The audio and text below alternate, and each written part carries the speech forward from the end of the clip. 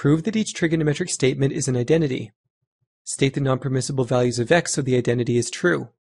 In Part A, prove that sin x secant x equals tan x.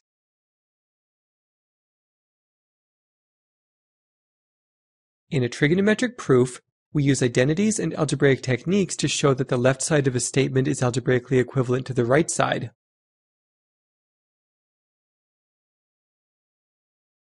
Rewrite the statement and draw a line.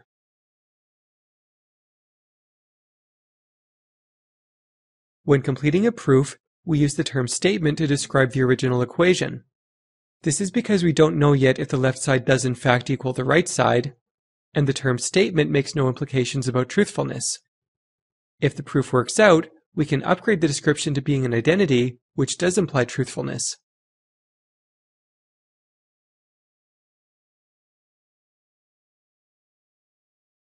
A common approach to proofing is to draw a line separating the two sides of the statement.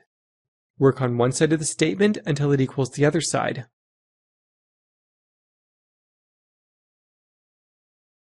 Do not cross the line. This means no cross multiplication and no adding or subtracting terms from both sides.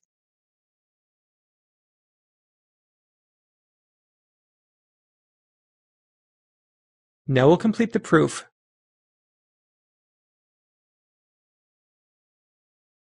We write secant x as 1 over cosine x.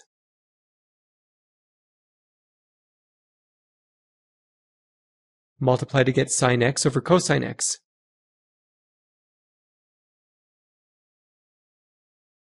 Sin x over cosine x equals tan x.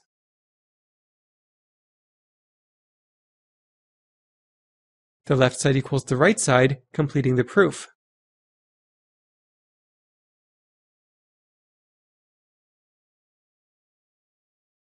Even though we have shown that the left side and right side are algebraically equivalent, we still need to specify the non-permissible values of x.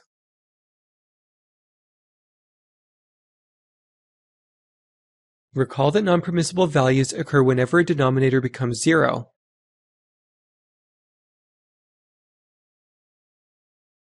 For example, 1 over x squared minus 4 has non-permissible values when x equals positive or negative 2. Both of these integers make the denominator evaluate to 0, which makes the fraction undefined.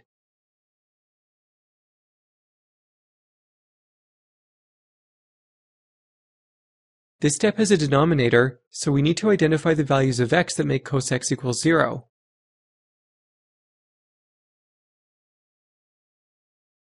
We can do this by solving the equation cos x equals 0.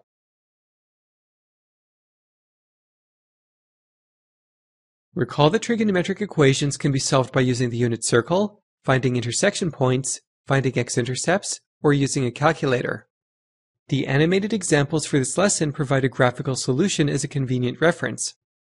However, when you complete these questions on your own, it is recommended that you use the unit circle to find solutions.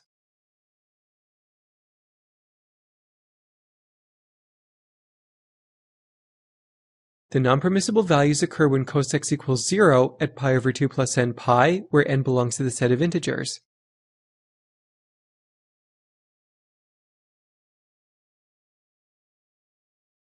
Let's explore this in more depth. How do we find the non-permissible values of y equals 1 over cosine x?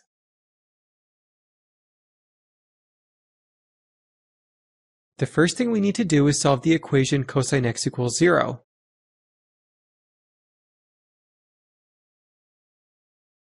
The solution is x equals pi over 2 plus n pi, where n belongs to the set of integers.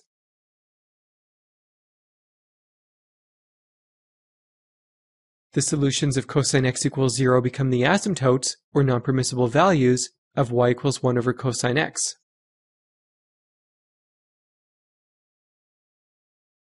We write the non-permissible values using a does not equal symbol.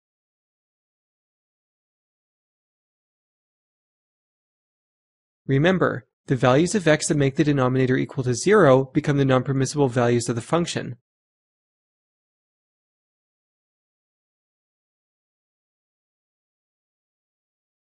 Let's return to the example.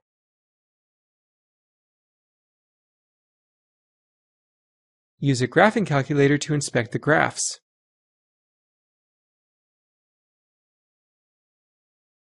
Graph the left side, y1 equals sine x secant x.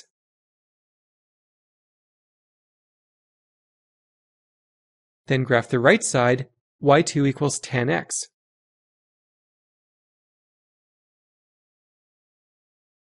The graphs of the left side and right side are identical.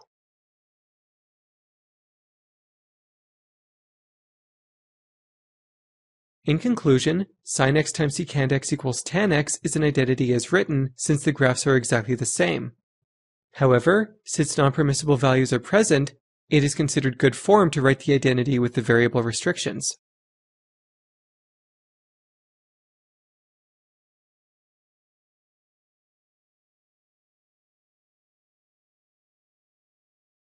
In Part B, prove that cotan x, sin x, secant x equals 1.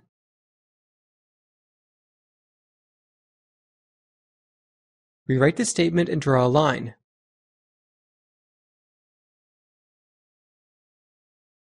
Rewrite the left side using sine and cosine.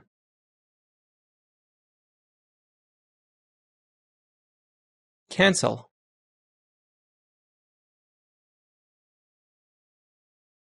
The result is 1.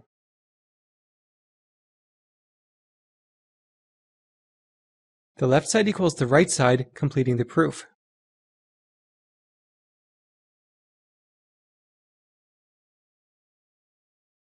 Even though we have shown that the left side and right side are algebraically equivalent, we still need to specify the non-permissible values of x.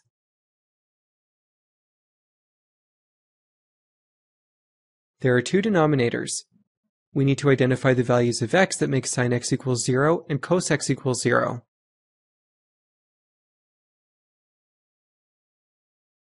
Non-permissible values occur at n pi, where n belongs to the set of integers.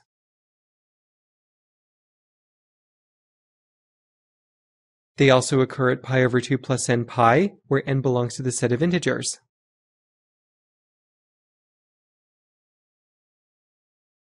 If we merge the results, we get non-permissible values at n pi over 2, where n belongs to the set of integers.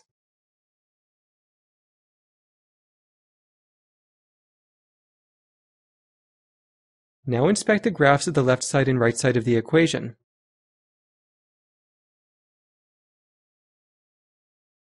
Graph the left side, y1 equals cotan x, sin x, secant x.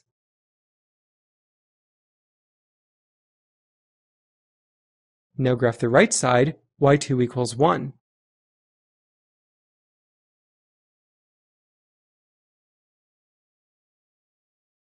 Why do we get different graphs even though the identity is true?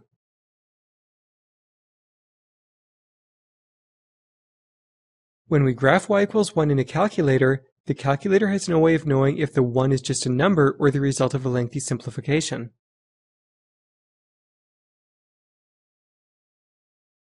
Therefore, the graph we use to represent the proof should come from the more complex expression, and it must account for the non-permissible values.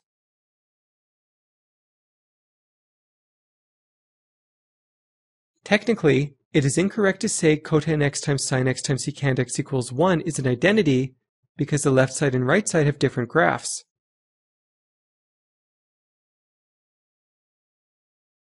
However, the two expressions are so close to being an identity that we can create a true statement by including restrictions on the variable.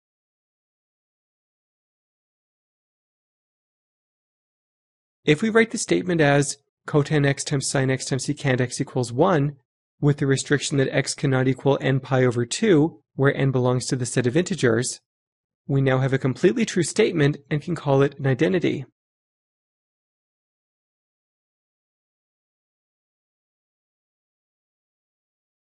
The graph of the left side includes the restrictions, so this is the graph we should use to represent the identity.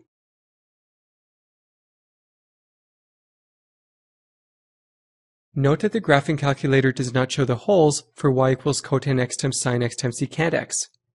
It's up to you to know they exist based on the denominators from the original expression.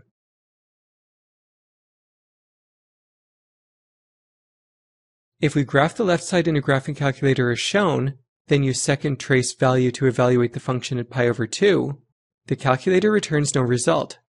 This is because the function is undefined when x equals pi over 2.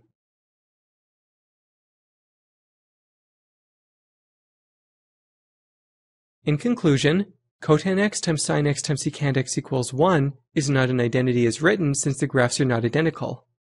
However, we can force this to be an identity by including variable restrictions.